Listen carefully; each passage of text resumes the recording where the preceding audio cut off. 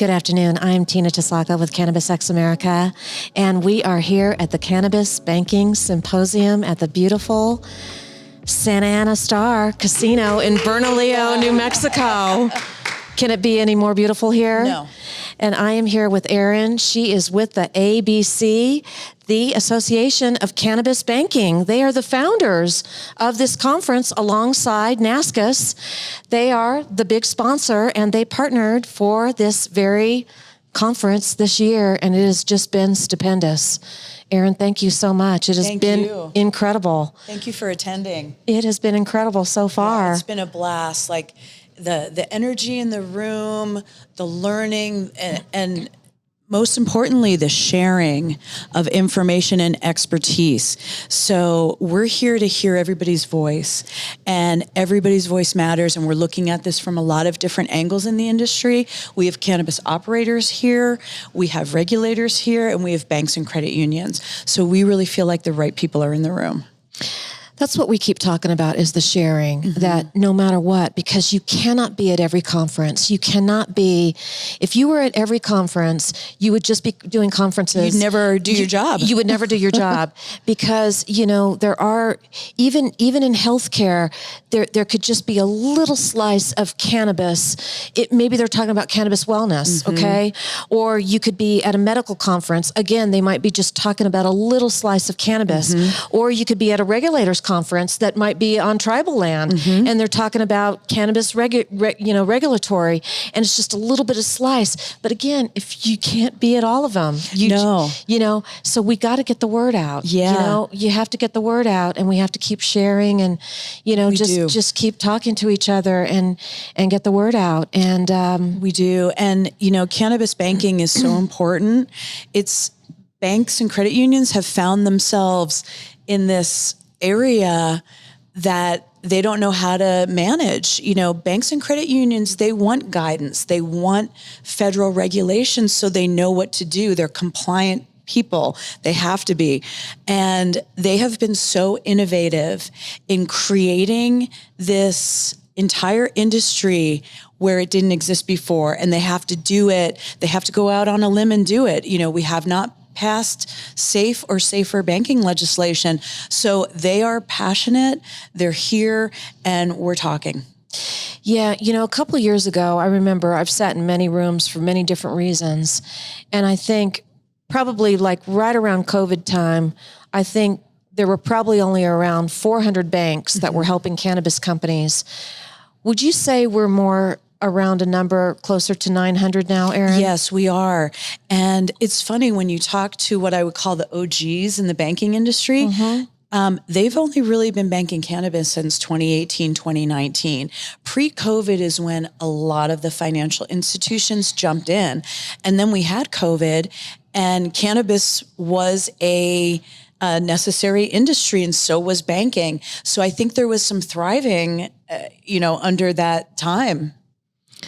So just in 4 years, we've doubled that amount then of number of banks that have actually embraced cannabis. That's a lot. It is a lot. That's a lot. And even without Safe and Safer, no banker has gone to prison for banking cannabis. That's a big statement.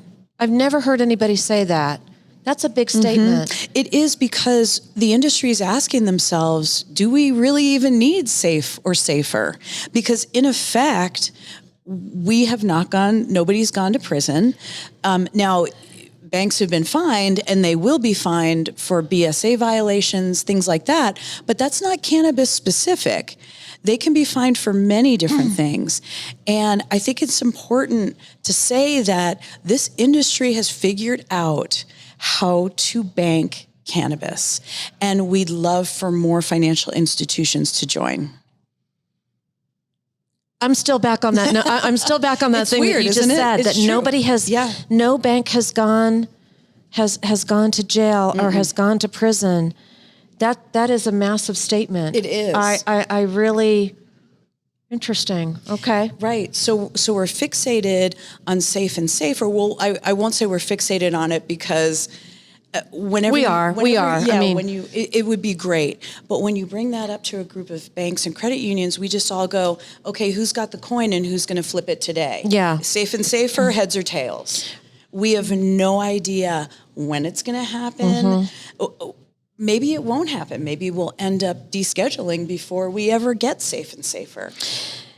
Yeah, and when we all convened for the very first time on the first day, we were all talking about the letter from the AGs, the attorney generals. There were 32 attorney generals that all sent a bipartisan letter to Congress about the Safer Banking Act. About banking, please. Yes. Let banks do. And this just went last week. Yeah. It was last week that they sent it right before this conference started. Yeah. So it was all on walking in the door. I was also stunned, surprised, and very happy that everybody here knew about that letter. Yeah. That everybody was vitally aware of it. And that to me, I like that people know what's going on in their industry. I like when they know what's going on in their industry instead of walking into a conference like, I didn't hear that was going on. I didn't know that was going on. I was like, what do you mean that you didn't know that was going on? Everybody knows. How do you not know that's going on in your industry? How do you not know that's going on in your industry? Why are you not paying attention to that? That's kind of what's going on in my head. Do you feel that way too? I do, but I'll tell you, when something happens in this industry, people pay attention because we're waiting and we never know when it's going to happen. So it hasn't become a joke, but it's something that we laugh about. It's sort of like, if I don't laugh, I'm going to cry. But everybody knows everything that changes, anything that happens, we're like, okay, is there a path forward here? Would this AG letter bring us a path forward? Right. I was just in several people that I spoke to this morning, Meredith, Michael, Kirsten, some of the things that we talked about is that, our go-to in the morning is to go look at the cannabis news, that we want to know what's going on. Yeah. We're not checking our phones to see what's going on in Facebook. We're going to the cannabis news, and that's very unusual in an industry. Like, we kind of don't want to know, what's going on with POTUS or what's going on in the White House. I want to know what's going on with cannabis news. Cannabis, yeah. And that's really unique, I think. It is. And, and the weather. Yeah, and the weather. What's going on with the weather? Yeah, it's so interesting because a lot changes all the time, but one thing that hasn't changed in banking is that the Cole memo was issued in 2013, and then FinCEN gave its guidance to bankers in 2014. Nothing, as in not a single thing, has happened federally since then. Statewide, everything's changing, and banks and credit unions need to deal with all those changes. But federally, we're still looking at the Cole memo, which has been rescinded already, and we're still dealing with that 11-year-old FinCEN guidance. So we're waiting. We're waiting. These banks and credit unions, they want regulatory guidance so that they can be compliant.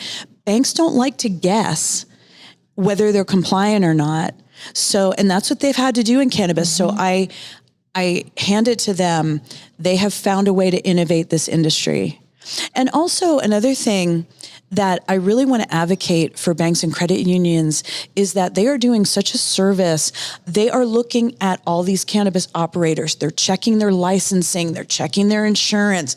They are doing this country a service by making sure that these cannabis operators are operating legally, and they get no credit for that. They really are. They're doing a double KYC to the double. I mean, they're going overboard. They are. Yeah. And we're here to support them. Absolutely. Yeah, absolutely. This conference has just been so magnificent. So I know there's going to be a number 2. Yes. Yeah. We've heard that New Mexico, we've heard a lot of good things about New Mexico. That's why we live here. But we've heard people say, if this conference is here next year, they're coming and they're going to stay longer.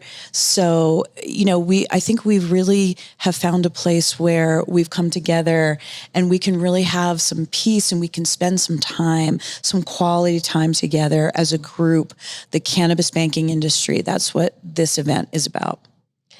The CBI. Yes. Cannabis banking industry. We have a new coined something. We have a new acronym. In banking, we all love our 3 and 4 letter acronyms. Oh, so yes. we definitely need an acronym. Yeah, we have them in every industry. They do get very confusing. You know, so I have asked this question, but and it is a little bit of a difficult one to answer because the panelists here have just been so rich in content, and they are so knowledgeable, beyond genius. And I mean, we know they come to this industry with 30 years of banking, and some of them have been in law enforcement. And, you know, but what is kind of a surprise for you that you heard this week? What was there any surprises for you that you heard?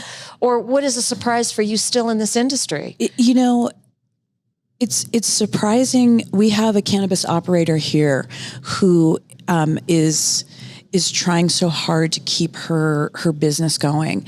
And she has an opportunity to talk to the bankers directly, and they have an opportunity to hear what she's saying.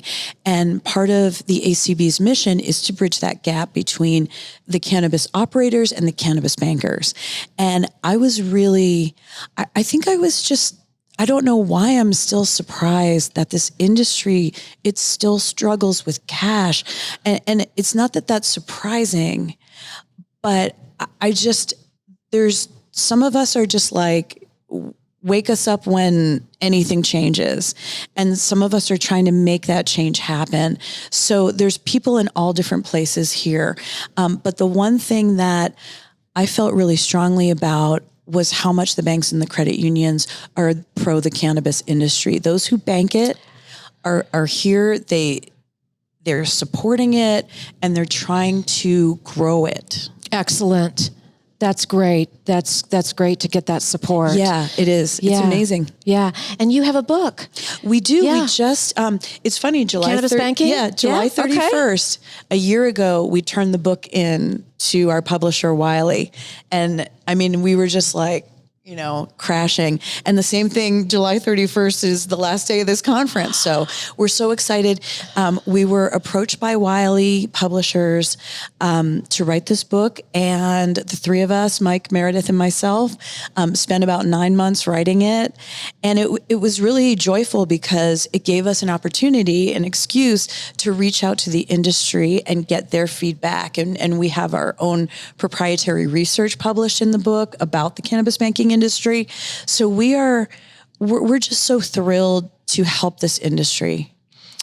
Definitely check that out. It is Cannabis Banking, and I know we can find it on Amazon.com, and we'll put that back out on the video too. So we definitely want to promote your book too. Wonderful. So, but this has just been so fantastic. Yeah, and Tina and Eric, you guys have been amazing. We have loved being here. We don't want to leave, but we're going to be doing the tour tomorrow. Excellent. Over at the farm. Yeah, at the farm. Wonderful. And, you know, I know they're vertically integrated, so we're going to get to see the full throttle under of a one full roof. grow and a dispensary and everything. It's going to, we're going to do a little video over there too. And Great. let everybody see a New Mexico company from soup to nuts. And thank you for bringing this to life. We so appreciate it. Yeah, absolutely. Well, it's our pleasure, you know, and we want to get the word out too, because, you know, we've got customers and friends in the industry and people all over the nation and people outside of the U.S. We don't want this industry to struggle. We want this industry to propel to the moon. How's that one? We want to see things propel to the moon. Yeah. Right? Love it. So, yeah, we, you know, and that's the reason for it. You know, we want to get all the good messaging out too. Yeah. So, Yep. So we're going to keep going on with this great conference for the rest of the day too. But I'm so glad that we got to talk to Erin, the founder of the ACB. And thanks to everybody here. I'm Tina Tasaka, Cannabis X America.